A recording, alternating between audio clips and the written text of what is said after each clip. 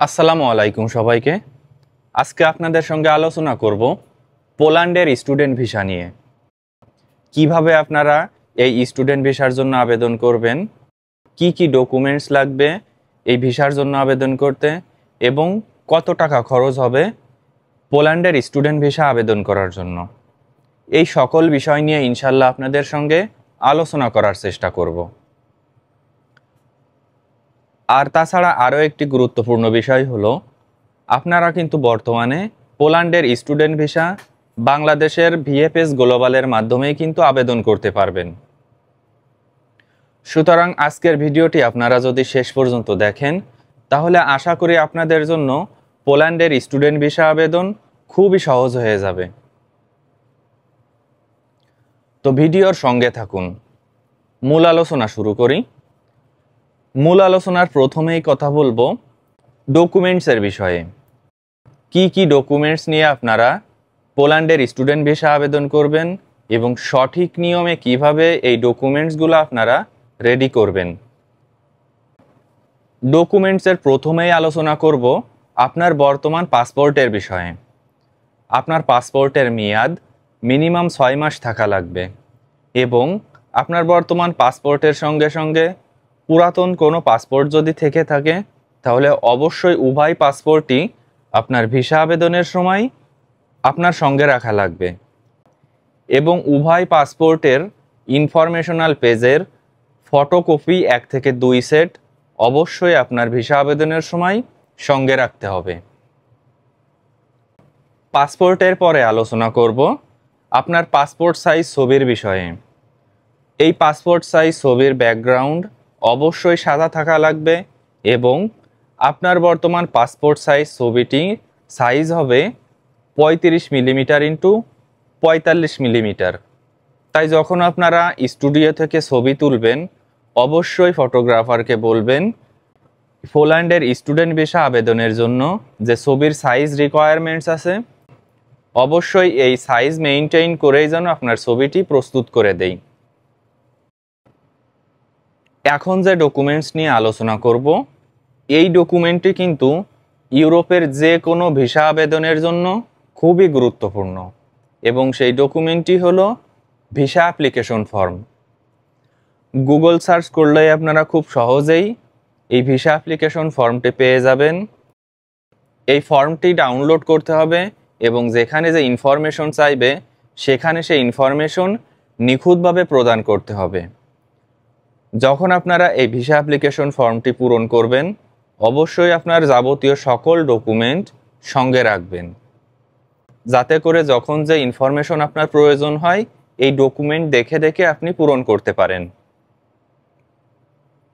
Visa আবেদনের পূর্বে বারবার চেক করে নেবেন যে আপনার ভিসা অ্যাপ্লিকেশন ফর্মে কোনো প্রকার কোনো ভুল আছে কিনা।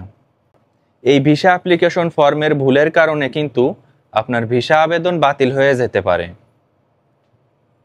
ভিসা অ্যাপ্লিকেশন ফর্মের পরে আলোচনা করব ইউনিভার্সিটি অ্যাকসেপ্টেন্স লেটারের বিষয়ে।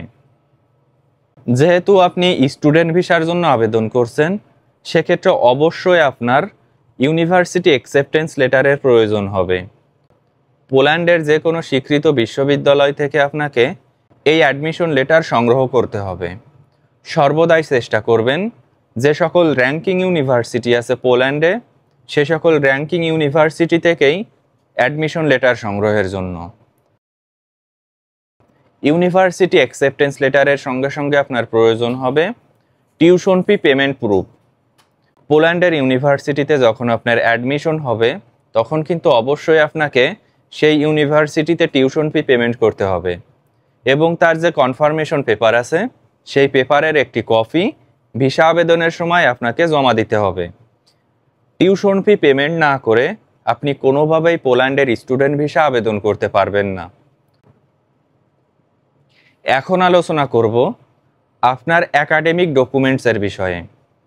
আপনি যদি ব্যাচেলর্স ডিগ্রির জন্য আবেদন করে থাকেন তাহলে অবশ্যই আপনাকে এসএসসি প্লাস এইচএসসির যে সকল ডকুমেন্টস আছে সেই সকল ডকুমেন্টসের হার্ড কপির সঙ্গে সঙ্গে তার 1 থেকে 2 সেট ফটোকপি ভিসা আবেদনের সময় সঙ্গে রাখতে হবে এবং আপনি যদি মাস্টার্স ডিগ্রির জন্য আবেদন করে থাকেন তাহলে এসএসসি প্লাস এইচএসসির ডকুমেন্টসের সঙ্গে সঙ্গে ব্যাচেলর্স ডিগ্রির সকল ডকুমেন্টসে কিন্তু আপনার ভিসা আবেদনের সময় প্রয়োজন হবে। একাডেমিক ডকুমেন্টসের সঙ্গে সঙ্গে আপনার প্রয়োজন হবে ইংলিশ প্রফিসিয়েন্সি সার্টিফিকেট। আপনি যদি পোল্যান্ডের ভালো মানের ইউনিভার্সিটিতে পড়াশোনা করতে যেতে চান, সেক্ষেত্রে অবশ্যই আপনার ইংলিশ প্রফিসিয়েন্সি সার্টিফিকেটের প্রয়োজন হবে এবং আপনার আইএলটিএস অথবা টোফেল স্কোর যদি ভালো না হয়ে থাকে, সেক্ষেত্রে আপনার ইউনিভার্সিটিতে অ্যাডমিশন হলেও আপনার ভিসা হওয়ার সম্ভাবনা খুবই কম থাকবে। এখন যে ডকুমেন্টটি নিয়ে আলোচনা করব, এই ডকুমেন্টটি কিন্তু বাংলাদেশ থেকে যে কোনো দেশে ভিসা আবেদনের ক্ষেত্রে খুবই গুরুত্বপূর্ণ। আপনি যদি এই ডকুমেন্টটিতে কোনো প্রকার কোনো ত্রুটি রাখেন, সেক্ষেত্রে কিন্তু আপনার ভিসা হওয়ার সম্ভাবনা একদমই থাকবে না। এবং সেই ডকুমেন্টটি হলো ব্যাংক স্টেটমেন্ট। যেহেতু আপনি ইউরোপীয় কান্ট্রিতে ভিসা আবেদন করছেন, সেক্ষেত্রে অবশ্যই আপনার ব্যাংক স্টেটমেন্টে টাকার পরিমাণ খুব বেশি পরিমাণ থাকতে হবে। আপনার ব্যাংক স্টেটমেন্ট যত বেশি পরিমাণে স্ট্রং থাকবে, ততই কিন্তু আপনার ভিসা হওয়ার সম্ভাবনা বেশি থাকবে। এবং সর্বদাই চেষ্টা করবেন সৎভাবে আপনার এই ব্যাংক স্টেটমেন্ট দেখানোর জন্য। কোনো প্রকার কোনো ফেক ডকুমেন্টস আপনারা যদি ভিসা আবেদনের সময় জমা দিয়ে থাকেন, এম্বাসি অথরিটি যদি বুঝতে পারে যে আপনার এই ডকুমেন্টটি ফেক, তাহলে আপনার সারা জীবনের জন্যই ইউরোপের ভিসা আবেদন বন্ধ হয়ে যেতে পারে। ব্যাংক স্টেটমেন্টের পরে আলোচনা করব কভার লেটারের বিষয়ে। এই কভার লেটারটি আপনারা কিভাবে লিখবেন, গুগল সার্চ করলে অসংখ্য স্যাম্পল পেয়ে যাবেন। এবং কভার লেটারে অবশ্যই আপনাকে উল্লেখ করতে হবে যে পৃথিবীর অন্যান্য সকল দেশ ব্যতীত কেন আপনি এই পোল্যান্ড দেশটি বেছে নিলেন পড়ালেখা করার জন্য এবং আপনার ফিউচার প্ল্যান কি। কভার লেটারের পরে আছে আপনার বার্থ সার্টিফিকেট। আপনার যদি এনআইডি কার্ড না থেকে থাকে, তাহলে অবশ্যই আপনাকে ভিসা আবেদনের সময় বার্থ সার্টিফিকেটের একটি কপি জমা দিতে হবে। এবং সর্বশেষ যে ডকুমেন্টটি আছে, সেই ডকুমেন্টটি হলো পুলিশ ক্লিয়ারেন্স সার্টিফিকেট। ইউরোপের অধিকাংশ দেশের ক্ষেত্রে বাংলাদেশিদের জন্য এই পুলিশ ক্লিয়ারেন্স সার্টিফিকেটটি কিন্তু প্রয়োজন হয়ে থাকে।